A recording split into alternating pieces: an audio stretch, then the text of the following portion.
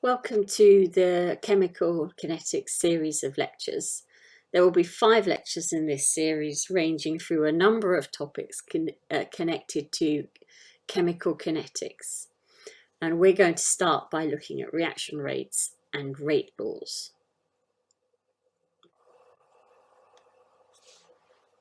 Lecture 1 objectives is to be able to explain what is a reaction rate and why we study rates of reaction. To be able to write an expression that relates reactant or product concentration to reaction rate, to be able to determine the terms in the rate law and measure the rate constant, and to do this, determine the rate law from experimental data.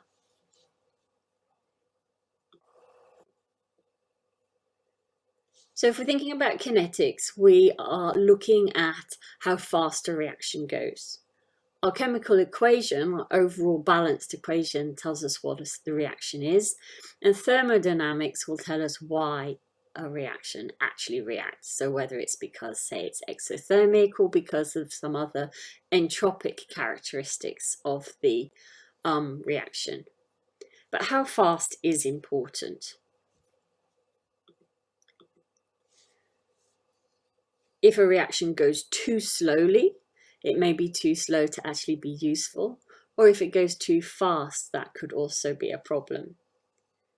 So in pharmacy, we think about kinetics when we look at drug stability, the manufacture of drugs and excipients, and the metabolism of drugs. And in fundamental chemistry, we look at kinetics to tell us how a reaction proceeds. So it tells us what the reaction mechanism is for the chemical equation that we already know.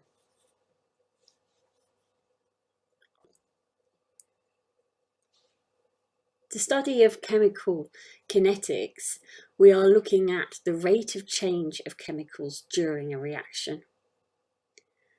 And we need to understand how to control the rate of the reaction in order to make a reaction faster or slower, and what are the steps by which a reaction takes place. Here's a few examples of 2 extremes. So here we have the explosion. This is an extremely fast chemical reaction, and it's completely over in a fraction of a second. It's so fast, which leads to that explosive response. Or you can have corrosion on a shipwreck, extremely slow reaction that takes years and years for the build-up of material and the corrosion of the metal or the wood that is within the ship. So these are 2 extremes, but our reactions will also have a rate that will tell us, that will determine some of the parameters of that reaction. We need to think about how we're going to measure the rate of a reaction. So if you have reactants, which we're going to call A, reacting to form products, which we'll call B, then in a reaction, the concentration of the reactants will go down, and at the same rate, the concentration of the products will increase as the reaction proceeds, as you can see in this graph here of concentration against time.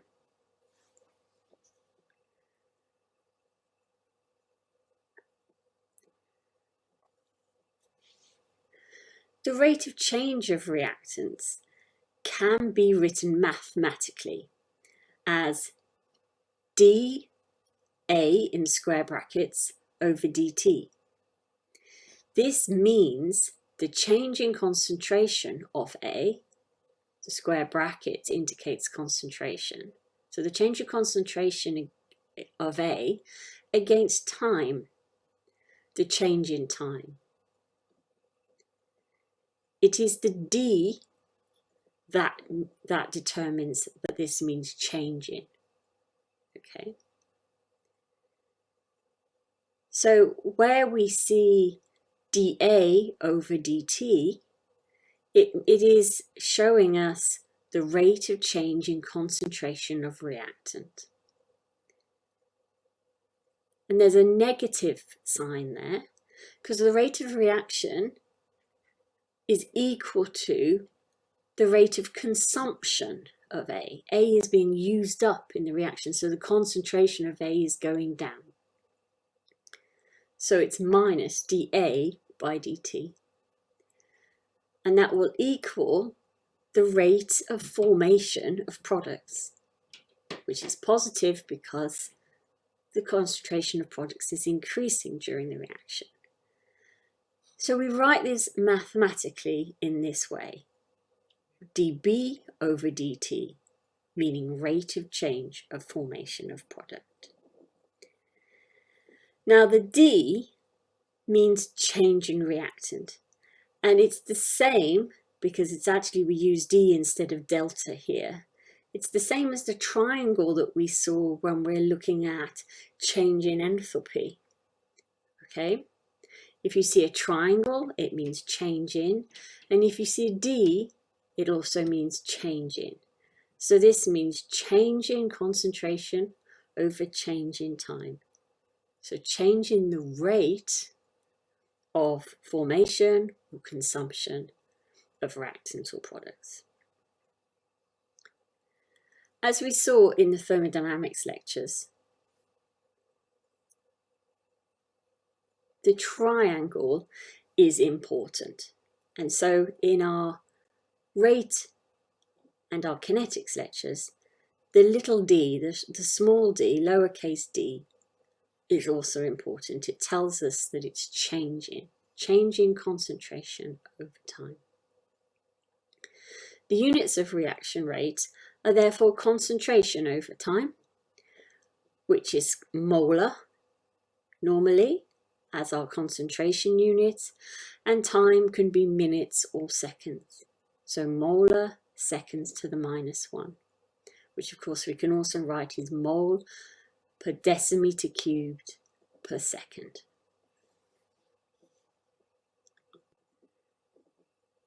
In a case where we have two A molecules, so two reactant molecules, forming one product molecule, so 2A going on to form 1B, if you are measuring the rate of this reaction, you need to know that the A molecules will be consumed at twice the rate as the B molecules are formed.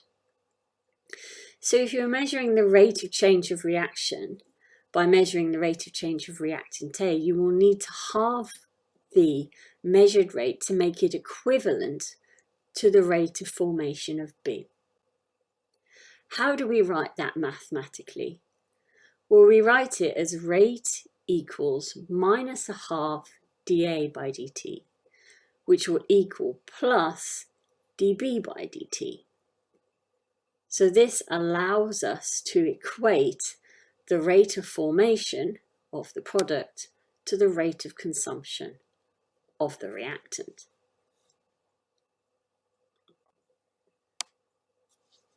So you can now link the rate of formation of any product in a reaction to the rate of consumption of any of the reactants to take notice of the stoichiometry of your reaction equation. You can now measure the reaction rate by measuring the concentration change of any one of the reactant or products, and you will know how this measurement links to the other constituents within the reaction.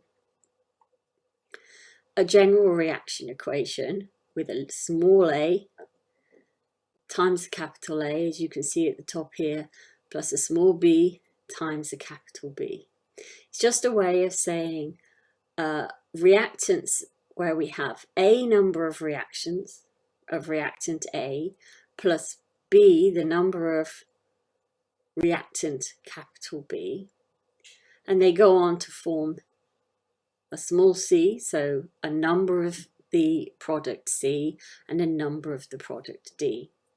And you can link the rate of all of these, either reactants or products, by writing out this equation here. So this is a general form for looking at the rate and relating the rate of consumption of those two reactants to formation of those two products based on the stoichiometry reaction. It's easier to use an example, a simpler example, for you to see this working. So how would you write a rate expression in terms of the disappearance of reactants and the formation of products for the reaction where you have two A molecules plus one B molecule going on to form the product C? I'd like you to pause this video and write what you think the rate expression would be using that general formula at the top there for this particular reaction.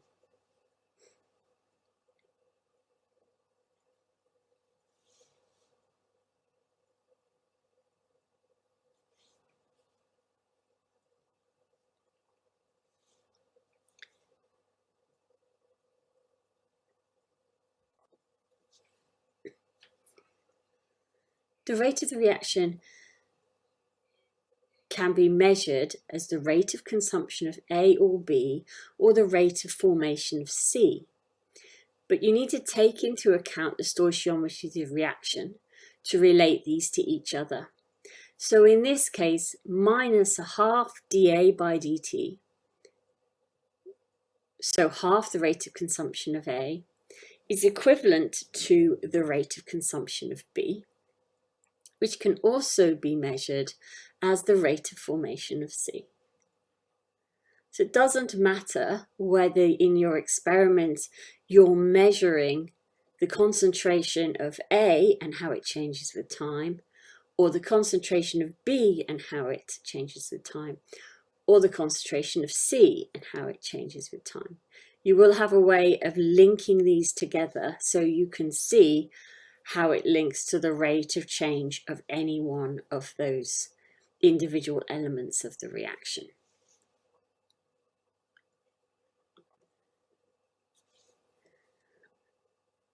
So here is the first exercise that I would like you to try to do. So I want you to pause the lecture here and try this exercise. The answers are on Blackboard, so I won't tell you the answers during this lecture. So you can do this at any time, but since we've just covered this material now, this would be a good time to have a go. So what is the rate expression in terms of disappearance of reactants and appearance of products for these two reactions?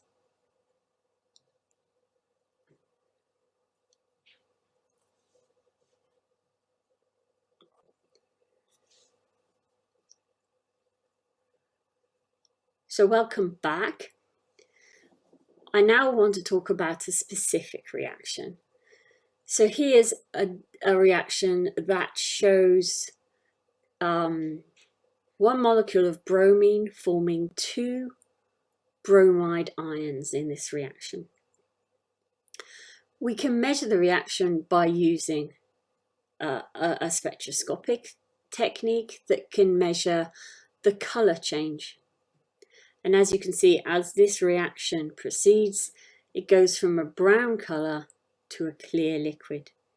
The bromine, the reactant bromine, is colored.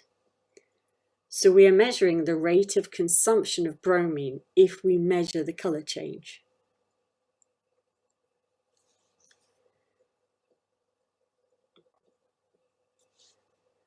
If we are measuring the bromine, we know that the rate of the reaction for what we're actually measuring is minus dBr2 by dt. So the rate of consumption of bromine. There are two ways to think about measuring the rate. First, to measure the initial rate of the reaction. So the rate of reaction at the start of the reaction, where you know the starting concentration of the reactant. So you would measure the rate for multiple different reactions, all with different starting concentrations. And the other option is to measure instantaneous rates, which means you measure concentration at different time points as a single reaction proceeds.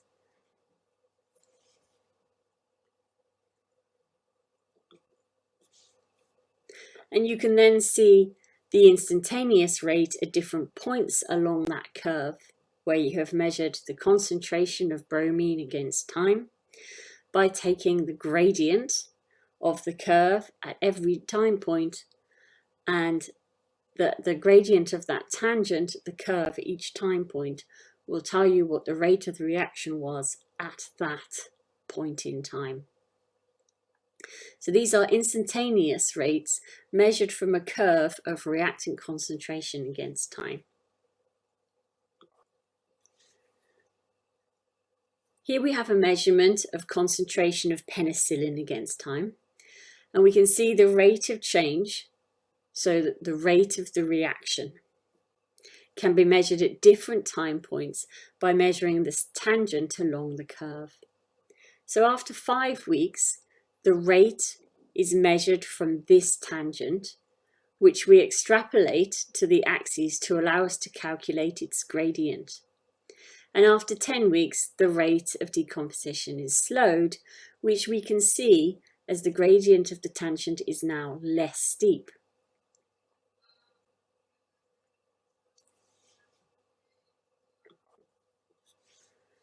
So we know we can measure reaction rates by measuring reactants or products and seeing how the concentration of the reactant or the product changes with time. Our rate expressions have shown us this, but we do not know what reactants or other parameters actually determines the reaction rate. We only know how to measure it. To look into how the reactions control the reaction rate, we need to create rate laws. These will be different for each reaction and will not be easily determined from reaction stoichiometry.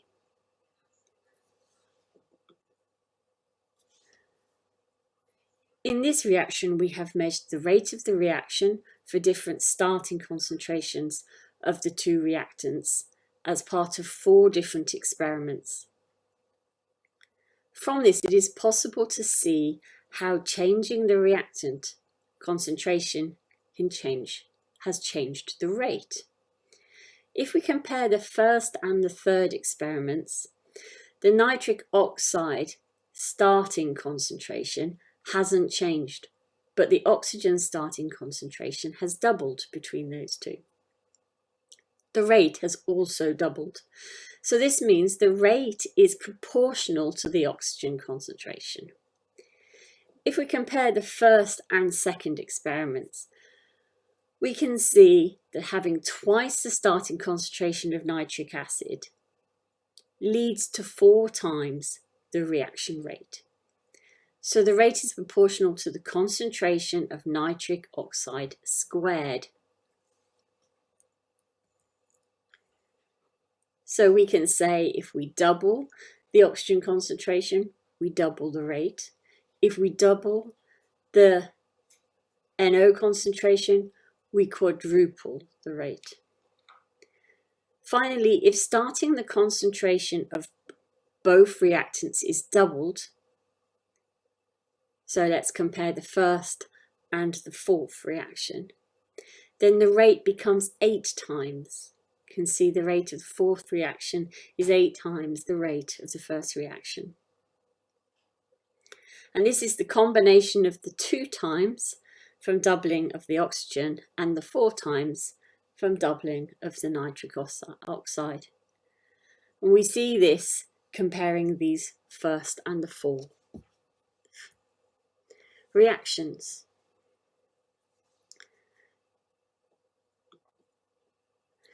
This means the rate is proportional to the nitric oxide concentration squared times the oxygen concentration. So we say that the reaction rate is first order with respect to oxygen, second order with respect to nitric oxide, and it is third order overall. So that is the N plus the M gives you the overall order of the reaction. So from this we can see that the rate is proportional to the concentration of the nitric oxide squared times the concentration of the oxygen.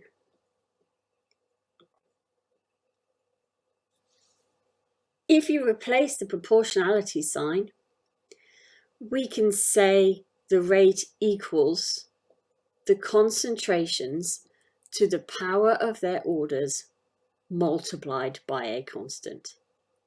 So remember, we have worked out the orders from the experiment.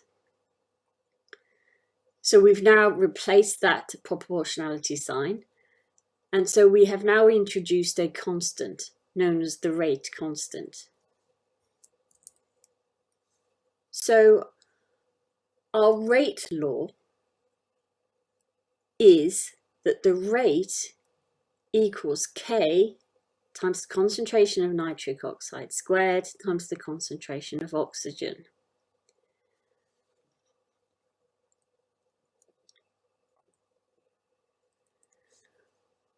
The rate law is an expression that relates reactant concentrations to the reaction rate.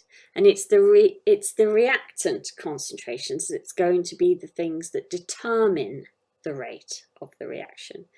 And the rate law shows us how. So a general way to write the rate law would be to use this example here. For a reaction of A and B forming products, the rate will depend on the concentrations of the reactants as determined by the rate law.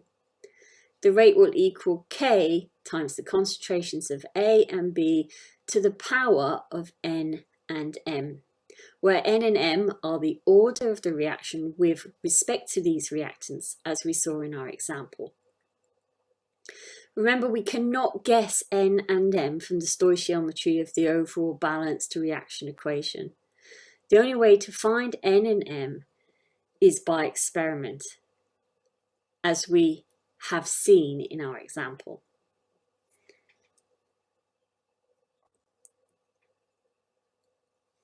Going back to our example, we have found that the rate equals K, the rate constant multiplied by nitric oxide concentration squared times the oxygen concentration, and we can use one set of experimental data to work out the value of the rate constant.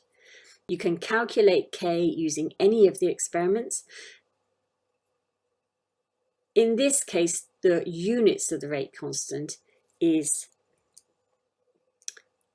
molar to the -2, seconds to the -1. If the overall reaction was first or second order, the rate constant would have different units because the equation would be different. That is, we have set up here to determine the rate constant. So here is an example for you to look through of determining the rate constant from that experimental set of data.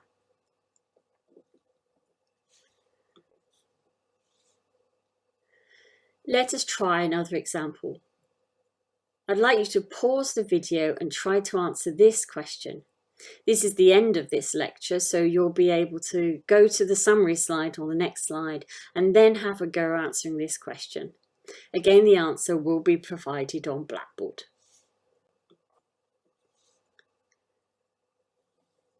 We have covered a lot of content in this first lecture. Make sure you can do both the exercises from the lecture and look through the answers on Blackboard. You can use the Padlet that is situated to the left-hand bar of the Blackboard site and is called R Green Lectures Padlet to ask me questions anonymously. We will also have a summary live online lecture next week to go through key concepts.